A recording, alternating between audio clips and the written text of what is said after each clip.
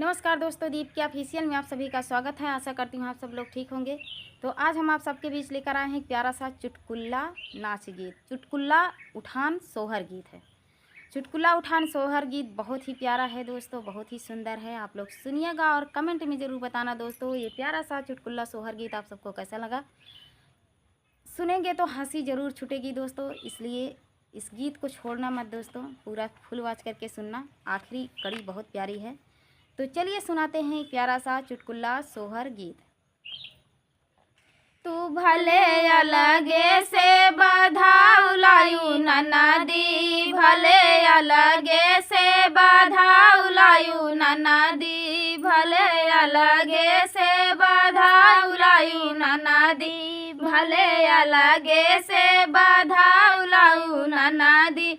ना हम देवई गैया भाई सिया, ना हम देवई गैया भाई सिया, हिया बछावन कई रिवाज मोरी ननदी, हिया साड़न कई रिवाज मोरी ननदी, भले अलगे से बधाऊ लायू ननदी, भले अलगे से बधाऊ लायू ननदी, हिया ना हम देवई सोना या चांदी, ना हम देवई सोना या चांदी, हिया पितारे कई रिवाज मोरी ननदी, हिया पितारी कई रिवाज मोरी ननदी, भले अलगे से बधाऊ लायू ननदी, भले अलगे से बधाऊ लायू ननदी, भले अलगे से बधाऊ लायू ननदी, भैया भतीजवाजी मांगी मोरी ननदी, भैया भतीजवाजी मांगी मोरी ननदी, हिया बुढ़ावन कई रिवाज मोरी ननदी, हिया बुढ़ावन कई रिवाज मोरी ननदी, भले अलगे से बधाऊ लायू ननदी, भले अलगे से बधाऊ लायू ननदी। तो ये प्यारा सा चुटकुला सोहर गीत आप सबको कैसा लगा दोस्तों, कमेंट में ज़रूर बताना। तब तक के लिए मिलते हैं अगले वीडियो में। जय श्री कृष्णा, राधे राधे दोस्तों। दीप के ऑफिशियल में आप सभी का स्वागत है। आशा करती हूँ आप सब लोग ठीक होंगे। तो आज हम आप सबके बीच लेकर आए हैं एक प्यारा सा सोहर गीत, छठी मैया का सोहर गीत, बहुत ही दर्द भरा है। तो आप लोग सुनिएगा और कमेंट में ज़रूर बताना दोस्तों, ये सोहर गीत आप सबको कैसा लगा। तो ये सोहर गीत दोस्तों एक दर्द भरी कहानी है, एक बाझिन की, उसे लालन नहीं होता, तो वही अपने दर्द को इस गीत में बता रही हैं। आप लोग सुनिएगा और कमेंट में ज़रूर बताना दोस्तों, ये गीत आप सबको कैसा लगा।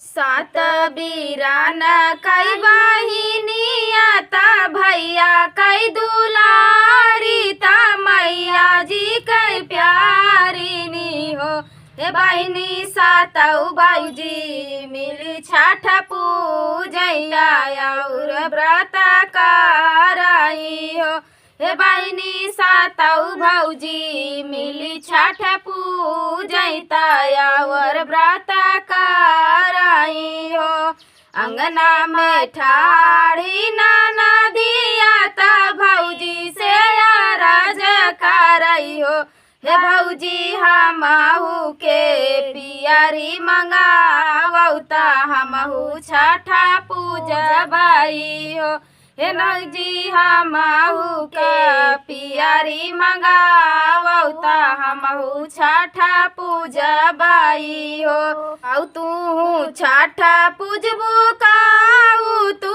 भूखबू नदी आई हो, ननदी तोरे पिया घर से निकालता सासू गरिया माई हो, हे ननदी तोरे पिया घर से निकालता सासू गरिया माई हो, ननदी नाही तोहरे गोदी माला नावत, कैसे छठा पूजबू हो, हे ननदी काही तोहरे गोदी माला नावत, कैसे छठा भूखबू हो।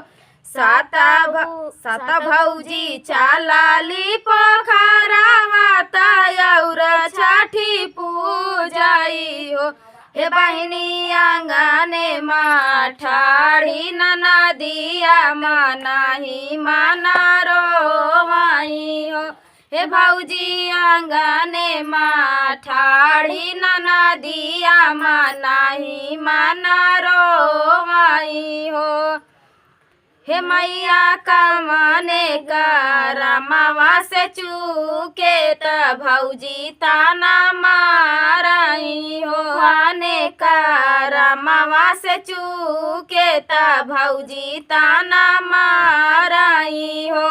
मछिया ही बैठी है मैया त बेटी का बोला मई त बेटी समझाई हो।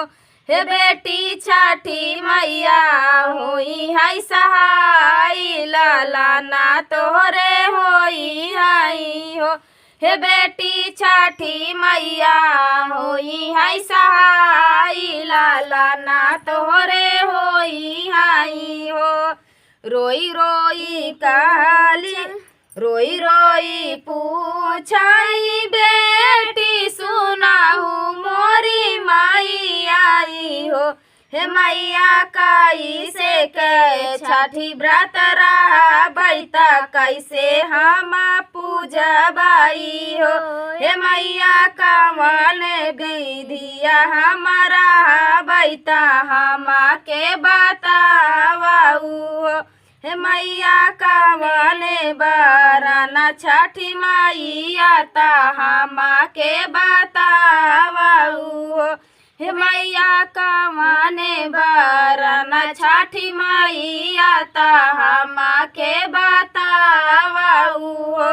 राना छठी मैया त बहुत दयालु हो। हे बेटी छठी माई के विधि से मनायू प्रसादवा तू खायू हो। हे बेटी विधि से मनायू छठी मैया प्रसादवा तू खायू हो। हे बेटी जवाना मांगना तू मांगबू भाई फल पाईबू हो। हे बेटी जवाना मांगना तू मांगबू भाई फल पाईबू हो। बेटी हे मैया दाई दे तू एक ही ललनावा जनमा जुगा पूजबाई हो।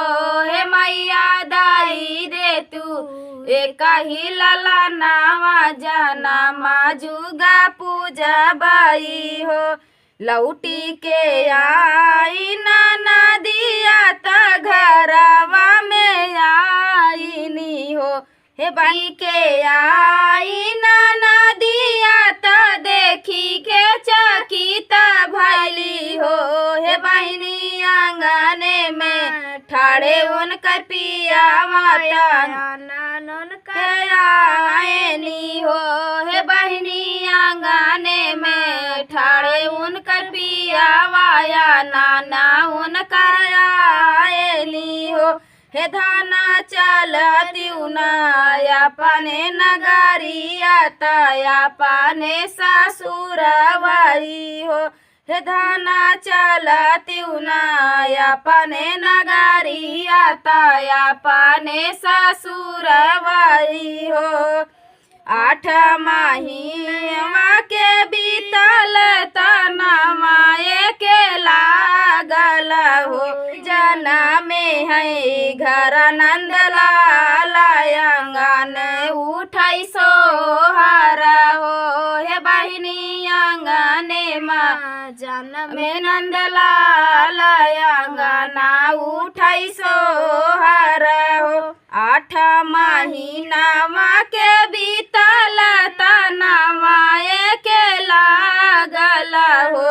हे बहिनी जना में है घर नंदलाल अंगना उठाई सोहारा हो। हे बहिनी बाजिनी के नमवा ज छूटल अंगना उठाई सोहारा हो। बीराना कई बहिनिया ता भैया कई दुलारी ता मैया जी कई प्यारी ली हो। हे बहिनी सात भौजी मिली छठ पूजैया उर व्रत कराई हो।